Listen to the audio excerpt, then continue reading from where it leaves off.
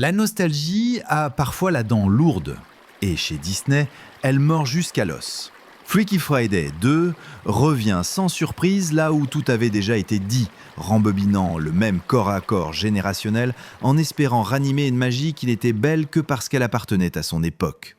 On y retrouve Tess et Anna Coleman, mère et fille toujours, mais désormais doublement mère. Une situation propice au conflit de génération ? Sans doute.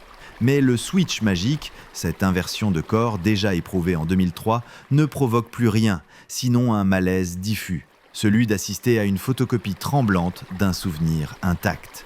Jamie Lee Curtis reprend le rôle avec une énergie presque militante, comme si elle cherchait à sauver un scénario en apnée. Lindsay Lohan, elle, semble échapper d'un autre film, vacillant entre parodie d'elle-même et tentative sincère. Et au centre, Julia Butters, nouvelle génération, forcée d'entrer dans une boucle temporelle qui ne lui appartient pas, peine à exister, coincée entre 2 décennies de blagues recyclées.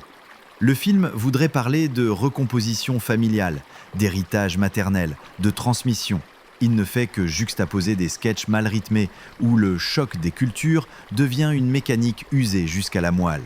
On aurait aimé un vrai regard sur ce que signifie être mère aujourd'hui, ou fille, dans un monde où l'identité explose. À la place, on a des gags sur TikTok, des hurlements dans un supermarché et une morale prémâchée servie avec le sourire.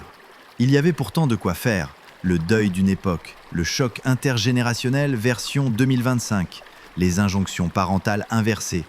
Mais Disney, comme souvent, préfère l'illusion du neuf au risque de la profondeur. Un film pour les algorithmes, pas pour les enfants. Au final, Freaky Friday aurait dû s'intituler Forever Friday, car on y tourne en rond, encore et encore, jusqu'à l'usure.